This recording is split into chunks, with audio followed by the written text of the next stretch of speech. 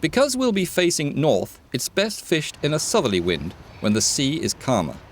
But always keep an eye on the swell, because even in calm weather, it can catch you out. The water here is deep, ideal for pollock.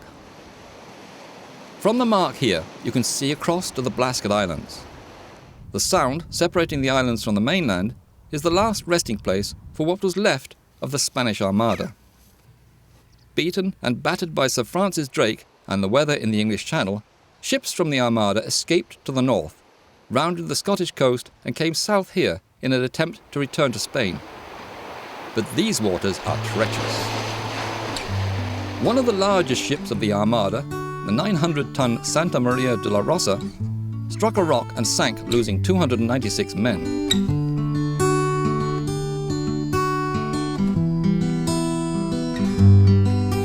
We've arrived at the mark, steep cliff, Dunmore Head, to my left, America. This is the most western point of land in Europe.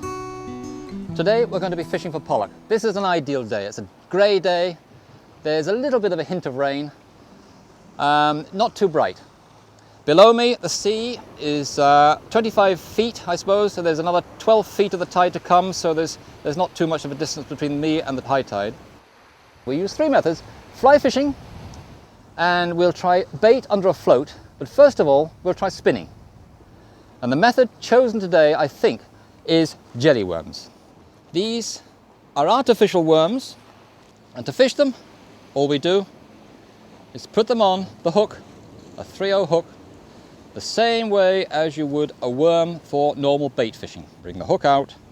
Now the trace breaking strain is 17 pounds. You need a fairly strong breaking strain because pollock have a rough mouth and they'll bite through the trace quite easily. A swivel, a bead, and half an ounce of lead. Main line, 10-pound breaking strain. Small fixed bore reel, and a very light, flexible salmon spinning rod. The trick is to wind in slowly, let the tail of the worm wiggle, let the worm do the work.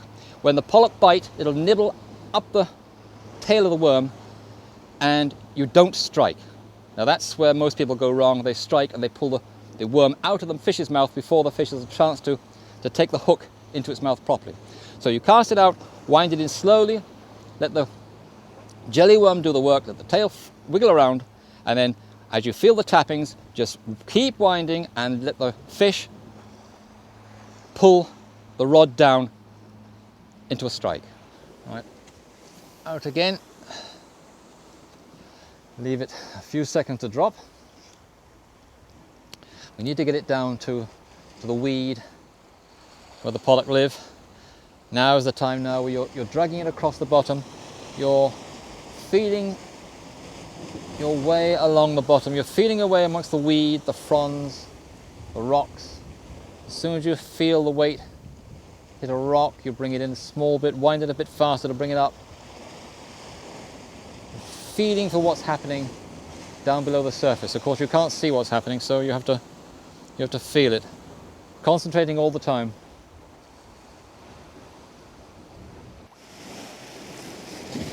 That was a small tap.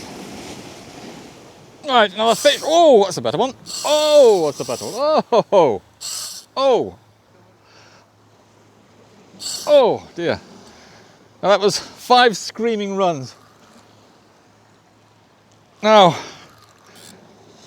if I can get it into the surface, we can see how big it is. And if it gets off, then we're not too worried. And wait for the next wave. Come on.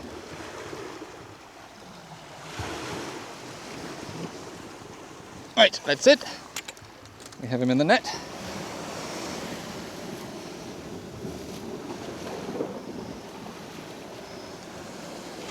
That's it. That's what we came here to catch. Pollock. Perfect condition. It's possibly, I'd say, maybe 4.5 pounds. There's lots of them here that size, usually. Let's hope we might get another half a dozen before the evening's out. It's coming out a nice time of the evening now, duskish.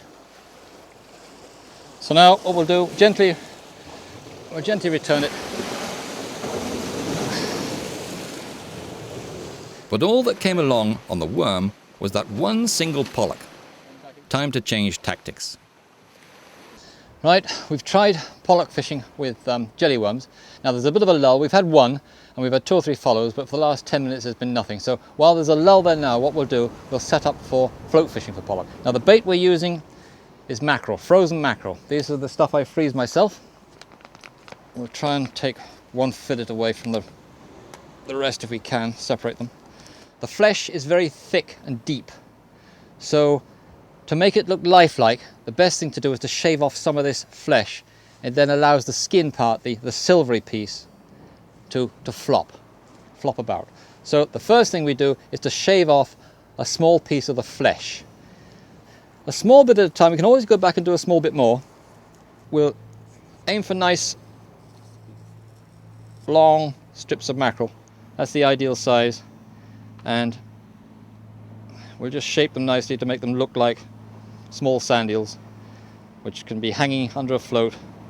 All we do is put the hook through the mackerel strip just once, not 3 or 4 times, as is a very common fault by a lot of people. Just once. It allows the mackerel to move, and it retains a lifelike look then to the fish. All we need to do is to hook it through just once. The skin is the part that's going to attract the pollock. The flashy silver of the skin. The flesh gives it the flavour, gives it the scent, but you don't need too much of the flesh itself. If you have too much flesh, it precludes from the movement. A nice little hole down here, and the tide is beginning to flood nicely now for using this method. The scent from the fleshy part of the mackerel, which should be enough to bring the pollock around, or should be certainly enough to attract the attention of a pollock, and then the flash of the skin side as the tide moves it around the mackerel will attract the attention of the pollock, and hopefully we'll have one bury the float. But after all that preparation and getting the mackerel strips just right, that's where the float stayed, on the surface. Perhaps the pollock are going to be more difficult than I thought. It's still very, very slow, the fishing. So what I'll do now is to change tactics a small bit. I have here some sand eels in the cool bag. And what I'll try and do is to use a frozen sand eel, thawed frozen sand eel. It could be that the pollock are preoccupied with feeding on sand eels. This is the time of year when the sand eels are around naturally. They work very, very well in white water. So if you have a little bit more swell than you have today, creating white water, or if you have an island offshore creating a push of water through between the island and the mainland, a small, 10, 15 feet of water, of swell, white water, these work very well. The only thing is you need a slightly longer trace than when you were fishing with a jellyworm. The jellyworm you need 2 feet of a trace. This, really and truly, you would need, I think, about 9 feet of trace. That's the trace between the weight and the hook. Now, we've got the cliffs behind us here, so we haven't really got room to use 9 feet of a trace. So I've got 6 feet. I'm 6 feet, or 1 fathom. So we use 6 feet, and that should do. We need, where is it now? We need elastic thread to lash it on with. And first of all, the trick is to open the mouth a small bit and insert the point through the mouth and have the point of the hook come out of the gill flap. Pull it through, plenty of line, reverse the hook, that's how it went in. We reverse the hook and nick the side of the sand eel, just a small bit, and bring the hook point out again so that the hook is laying along the side of the fish. Now pull the line tight and you have the sand eel and the hook laying in one straight line. Now cast like that would fly off. So all we need to do now is to wrap a few turns of elastic thread around the nose. Now this elastic thread doesn't need to be tied, it's elasticated. Just gently wrap a few turns around the nose, squeezing it a little bit tighter than I am, and then snap off. That's all we need to do. And that, it's a loose bit of elastic thread there, there's no harm.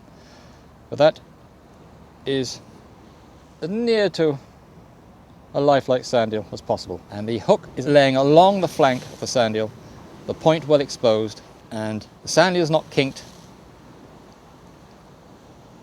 It looks natural. Certainly not as I expected. It doesn't seem to be happening. A couple of knocks, a couple of takes.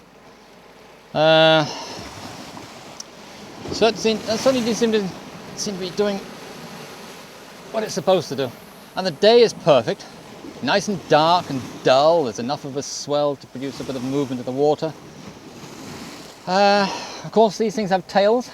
They can swim in any second. They could be to the left of me, to the right of me. So the thing to do is to keep at it. Maybe change, maybe move to my right, a small bit, move to my left. At the moment I'm going to stay where I am because I think this is probably the best spot here. There's some nice reefs running out there underwater on the bottom. So just keep at it. There's no secret to this sort of thing. Just stay at it. Cast and retrieve. And any second. But things were about to look up.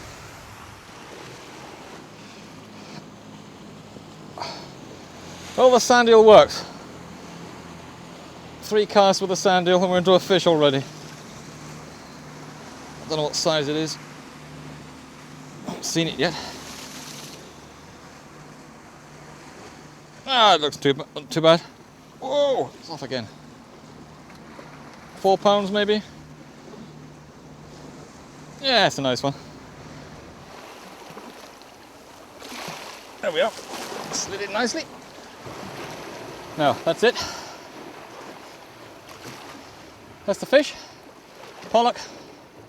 4 pounds. Nice looking fish. Big eyes. Deep water fish. It's fresh from the Atlantic Ocean.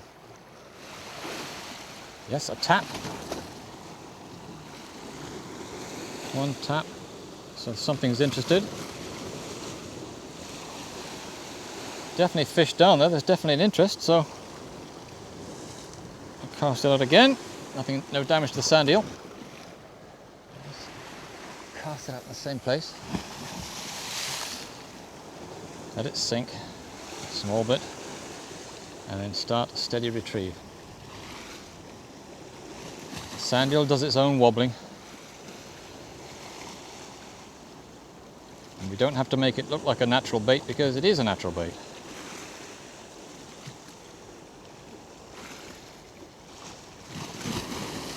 There's another. Yes, fish. Oh, yes, another nice one. Oh, that's going well. Oh, oh. You can hear the reel screaming there. Oh, these things are hard to stop. Oh, this is this is magic. You got hours of nothing and then all of a sudden you get screams and you can't hold it. And don't forget we've only got 10-pound line on. Oh. You can just see it, there it is now. It's in the water. It's not a massive one by any means, but if you're going to fight either off a 5-pounder, you can imagine a fight off a 10-pounder. But that's a good pollock in anybody's language. I think it's had all the fight beaten out of it. Those damaging lunges. And there he is. He's in the net. Oh, that's not bad. That's a good one. Change of bait, change of location, slight change of tactics, and you've got a good fish. Now we'll just take the hook out. Oh, that hook wasn't coming out in a hurry. That's well hooked in.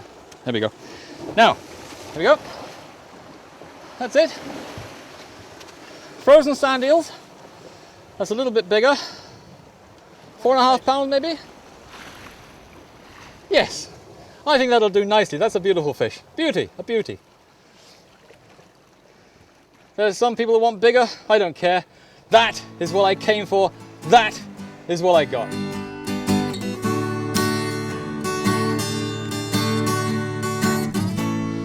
Right, now I'm going to have a go with the fly rod now. This, if it works, this is the ultimate in fishing, whether you're fishing for bass, mackerel, garfish, mullet or pollock. Right, in this case pollock.